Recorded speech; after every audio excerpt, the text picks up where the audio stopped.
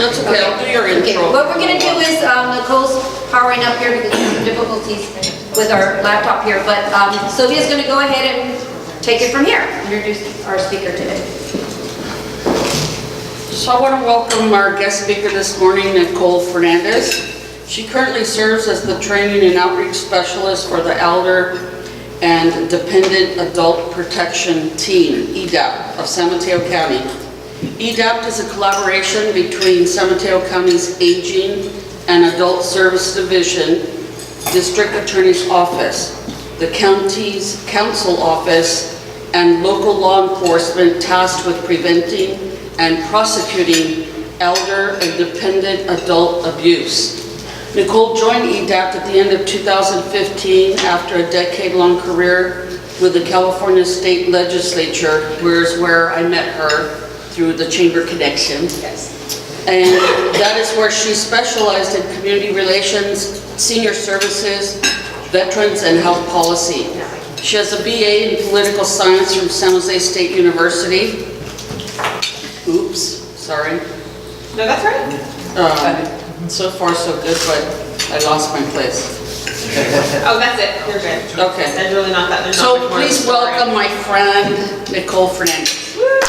Hi guys. Get to this last part, and I will do this in just a second. What is happening right here is not elder abuse. Just want to make sure you guys know that. Oh no. What is this? There we are. Okay.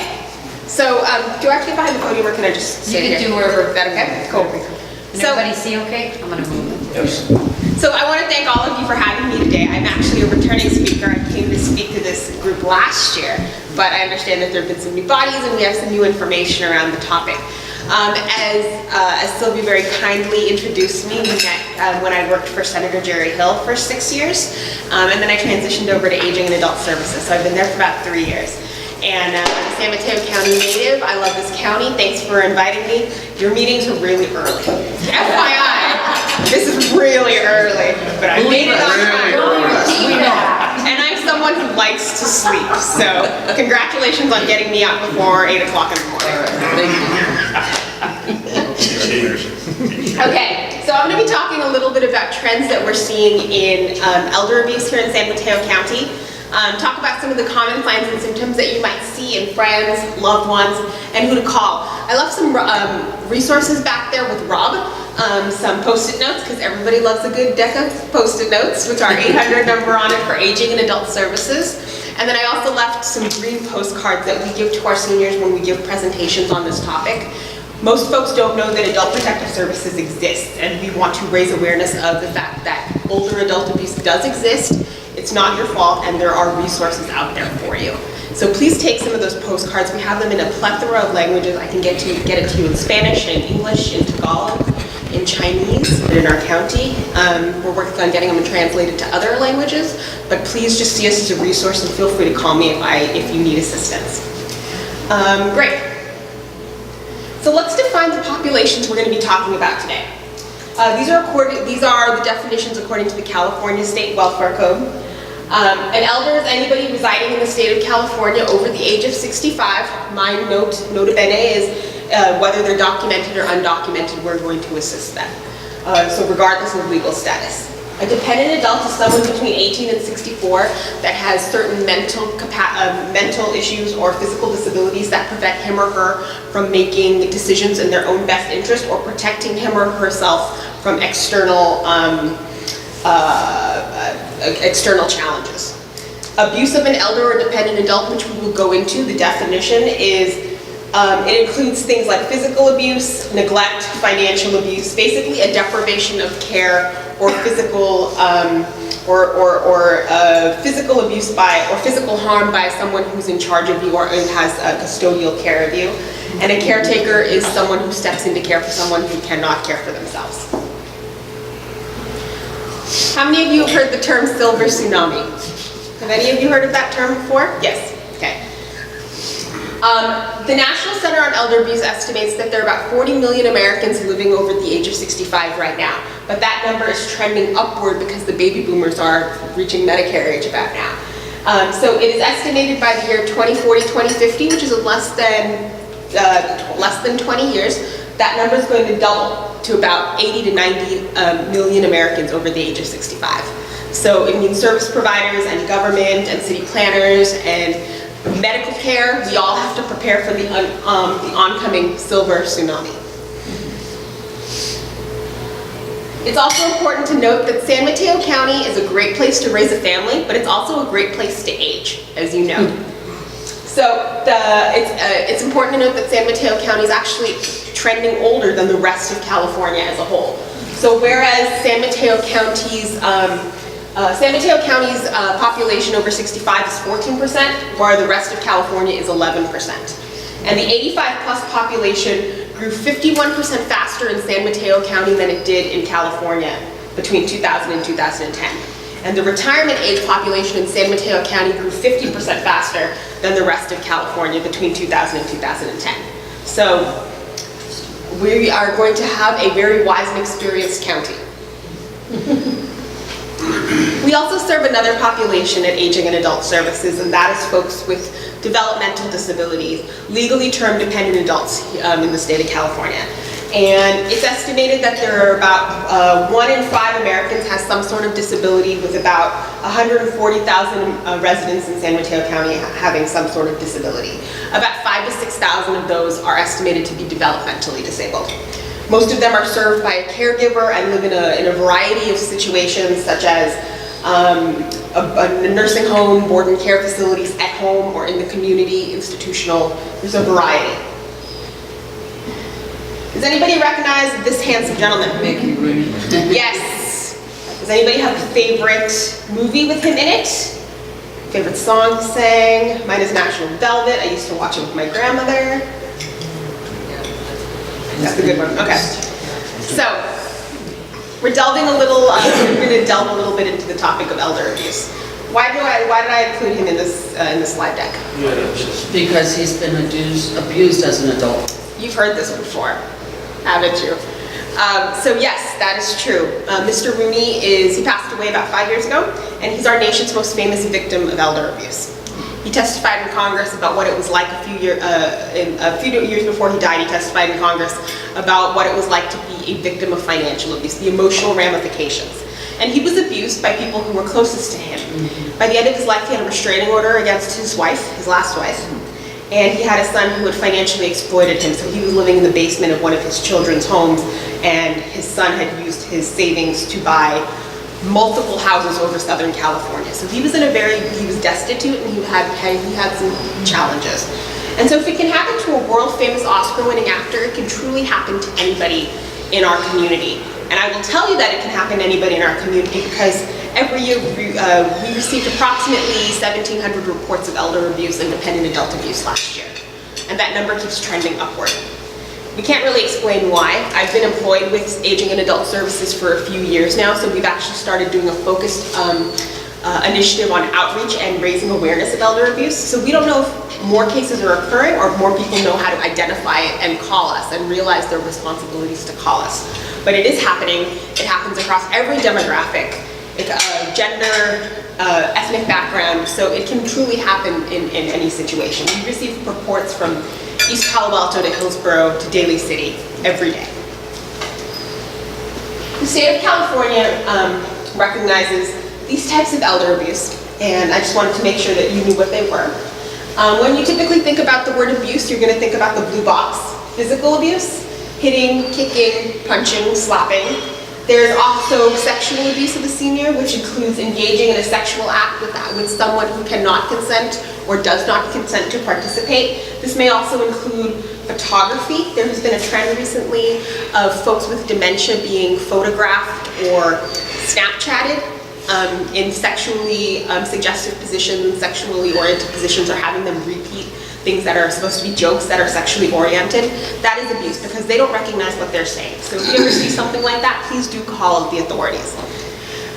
Emotional abuse or mental abuse happens very frequently, and that's harming someone's self-worth through name-calling, scaring, harassment, coercion, infantilization, that sort of thing. Neglect is when you can't care for yourself, so you bring in someone to care for you, such as a loved one or a paid caregiver, and they do not provide an adequate amount of care. They don't give you access to clean clothes, a clean environment, hygienic basics, if that can be considered neglect. Abandonment is when you can't care for yourself, so your caregiver basically gives up their responsibilities and walks away. That can be, that is prosecutable. And financial abuse is the most common type of abuse in San Mateo County, and that is when an elder is exploited for their money, their property, their assets, their investments.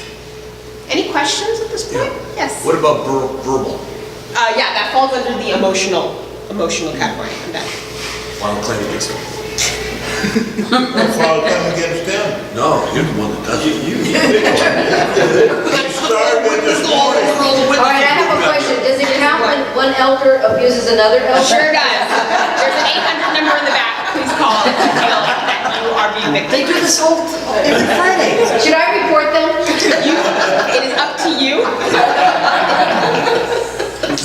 So, This is not funny, you guys. He's my caregiver. He's like, sometimes you have to laugh to get through these difficult topics, so I totally understand. And we're all aging, and we all have relatives and friends and loved ones who are aging, so sometimes you have to laugh to get through these difficult topics. I totally get it, but it does happen daily, and it is good to know what resources are out there. So these are the 4 types of most common abusers. 90% of all elder abusers fall into 2 of these categories, according to the National Center of Elder Abuse. Which 2 categories do you think they are? first two. Family and Scammers. financial. Family and financial, okay. Anybody else want to take a guess? First two. Rob? First two. That's because you work in financial empowerment. You know this game. Yes, Rob's right. Falls into the first 2 categories, family members and caregivers. As a result, elder abuse tends to be one of the most underreported crimes in our nation. For every 1 case of elder abuse that comes to the attention of authorities, approximately 24 go unreported. Wow. So it's really hard to turn in someone you love or someone you rely on in order to care for you if they are abusive towards you, so they tend not to want to report it.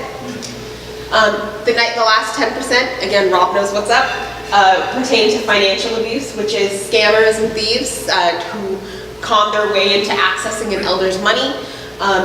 The average victim of elder financial abuse loses $120,000, according to the AARP, and that is very difficult when you're retired. If you're 35 and you're swindled for $125,000, there's a good chance you can go back to work and work hard to get that back.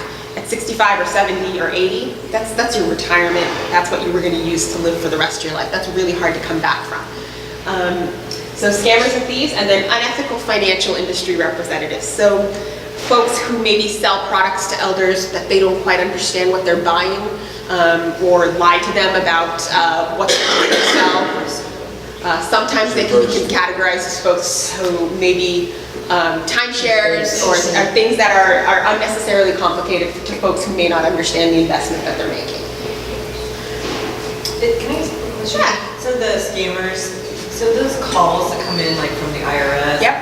Or, you know, this is, you know, so it happened to my mother-in-law. She was 100 years old and living at home. Wow. And she got a call, and luckily she called my husband and said, Bob's in jail in Mexico or whatever. I need to send him $1,000, and it's like, Mom, don't do that. But at least so she didn't get out her credit card, but she could have. Yeah. You know. And does that happen a lot still? All the time. Is it? Yeah, all the time. We're going to talk about the common scams that we're seeing that they hit people exactly like your 100-year-old mother-in-law. But it happens. We get multiple phone calls on that on a daily basis. The challenge for us in local authorities is the fact that most of these scammers are calling internationally. Exactly. They're calling from Nigeria. They're calling from some African countries, sometimes India. Very frequently India, and so it's very hard for us to police them, to catch up with them. But yes, it happens a lot. So here are some of the consequences of abuse, very similar to what you might see in an abuse of a child or abuse of a domestic violence victim. Decreased socialization, depression or self-neglect as a result of being abused. Guilt about perhaps turning in your abuser, especially if they're a close relative or friend or caregiver. Low self-esteem, physical injury. As you know, as we get older, it's harder to bounce back from those physical injuries, and death sometimes. Some of the signs that you might see in a loved one who is being abused.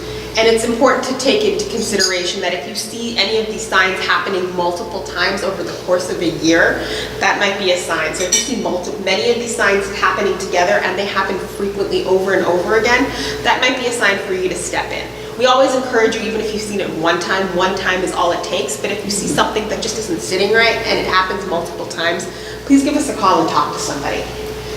If you have an elder in your life who appears uncared for, or if they have poor personal hygiene, where they used to present very cleanly, suddenly they're smelling like urine, their hair is mussed and greasy, they haven't changed their clothes in a while, that might be a sign that there's something going on. If the elder has unexplained bruising, sores, or burns. If the elder is depressed or confused or afraid or agitated. If the elder shows fear or anxiety around certain household members or caregivers. If the elder has a child or a caregiver that is dependent on them for shelter or money, that might be a sign. There are a tendency for abuse of seniors to happen, especially if the caregiver or the child may have a prerequisite of a mental health challenge or a substance abuse problem and is using the mom and dad in order to gain access to money to pay for those, to pay for that. If the elder has changes in appetite or dramatic weight loss or gain not related to an ongoing illness. If the elder is unable to do the things that they used to do to maintain their independence, such as shop, make meals, or get around. If the elder has unusual activity in their bank account, if suddenly they are giving money away willy-nilly to the gardener or to relatives, if they're giving expensive things away, if they don't know where their social security check is going at the end of the month, if they have unpaid bills or can't buy food, if they're isolated or if someone is isolating them, stopping them from going to church, accepting visitors, taking phone calls, making phone calls, that might be a sign. Abuse tends to thrive when there is isolation, and so it's really important to maintain those social networks and social circles. If I can give you advice on one way to mitigate abuse, it's to maintain a strong social circle and to maintain a strong network of support. If an elder has untreated chronic illness, if someone is caregiving for an elder and they agree to provide wound care, take them to the doctor, help them to refill their medication, and suddenly they don't do that, that might be a sign that there's something going on. And the last sign is with regards to financial abuse. If an elder has a friend, a relative, a Johnny-come-lately, coming out of the woodwork to talk about your finances and your money, don't talk to anybody but me, I'm the only person you can trust. No one else in the family is trustworthy. I'm really the only person who can make those decisions for you. That might be a sign that there's something going on. How am I doing on time? Someone had the paddle. Am I doing okay? Oh, you got a captivating interest in I just want to be respectful of everybody's time. So I'm going to move into some common scams that we're seeing hitting folks over 65, but I just wanted to make sure that that's something you guys wanted to hear about. On the abuse. Yes, sir. Now, the kids are taught in school now that if they're abused by their parents, to call the police if they hit them, or their grandparents, got all kinds of stuff. Yeah. How, if a elder feels that they're being abused, can they call 911? Absolutely. If Now, it's an what- emergent situation, you should always feel Now, comfortable to call what will 911. the police do when they go there? I understand they go there and they talk to some old guy like Jimmy here, and he starts rambling off on various things, you know. And then the cops say, you know, it's a little bit confusing whether the kid, you know, they spanked me, they hit me, you know, and how do they handle that? You know? Good question. Very good question. So the police are going to show up and they are going to try and calm the situation in the immediate time to make sure that both parties are safe. And then what happens is cross reports happen. So Adult Protective Services specializes in serving adults over 65. We're trained to serve adults over 65, be culturally competent, and serve dependent adults. So we cross-report to each other. So the police will calm the situation in the immediate, a report will be filled, and we will get a report. Okay, so and the we'll police send out will notify you? So Okay. we'll send out a social worker within a few days. Okay. If the person lives in a facility, it's going to go to the ombudsman, San Mateo County Ombudsman. And so those are going to be your three major agencies that are helping, local police or sheriff. adult protective services or ombudsman if they live in a long-term care or licensed facility. But we cross-report to each other all the Okay, so, time. because I know unless there's, blood or bruises or somebody, the police are just gonna come. Exactly. No, so they will report. Absolutely, and we'll get out there within a few days. So they're gonna be there to handle the emergent, dangerous situation, and then they're gonna reach out to us, and we're gonna get a trained professional out That's there. very good that they move it up the scale. Yes, Okay. absolutely. What's the penalty for abuse? It depends on what you're prosecuted with, and I'm not in the district attorney's office, I'm sorry. But yeah, I don't know off the top of my License plates head. and rotary pins. So let me cover some of the common scams. I'm sure you guys you all have had folks come here to talk about scams, maybe from the local San Mateo PD, but I just want to talk about things that we're seeing here at in Adult Protective Services. I have 5 minutes. So I'm going to skip through some of the major ones. How many of you here are on Medicare? Anybody? Do you guys know you're getting a new Medicare card next month? You are, congratulations. Legislation was passed by the federal government indicating that they can no longer use your social security number on your Medicare card. So new Medicare cards are being sent out starting in April. But some unwieldy scammers are using that as a way to try and get your money because they're calling folks who are over 65 using public records saying, congratulations, you're getting a new Medicare card. I need you to pay your fee to me right now, and then we'll send you your card. You're gonna get your Medicare card for free. So if anybody asks you for payment in order to get your new Medicare card, it is a scam. You're gonna get it for free anyway. Don't give them your money. Hang up the phone, call the police, notify Adult Protective Services that you were scammed that way. Sweetheart scam, someone was talking about it earlier, but that is when someone who is younger romances someone who is older in order to gain access to their money and wealth and wonderful and all that stuff. Just be very careful. Love is wonderful at any age, but just make sure that you're careful with your heart and careful with your money. So make sure you do a Google search on the person who you are romancing, do a background check if you'd like, introduce them to people you care about, and if you suspect that something's going on, be willing to talk to the authorities about it. Another one we're seeing right now is the imposter/government representative scam, where folks are reaching out to seniors pretending to represent common government agencies like the IRS. We're in tax time. We're getting a lot of those where they say, you did not pay your taxes last year. If you do not pay them right now, we're going to send a sheriff over to arrest you. Please pay us right now. We're having folks who are being called on behalf of Social Security or the San Mateo County Court saying you missed jury duty, and if you don't pay a fee, you are going to go to jail. Something that we're seeing pop up a little bit is folks being targeted who have Hispanic last names and indicating that they are calling from immigration services, and if you don't pay your fee right now, we're going to send immigration services to come get you. So do not believe any person who calls you, cold calls you, indicating they're from a government representative, government agency. The government agency is going to send you a letter or send someone to your door. They're not going to call you. Another big one that we're seeing hit our seniors is what we call the tech support scam. Someone calls pretending to be from Microsoft or from somewhere else saying we were scanning our neighbors' computers and tablets and it looks like you have a virus and you need to pay us right now and we will fix the virus for you. And we have seniors losing thousands of dollars thinking that they're fixing their computer, whereas they're just really committing identity theft. So don't believe anybody who receives that. Rob? Slight variation on that. My father-in-law got hit with that a couple of years ago, and he let the guy into his computer.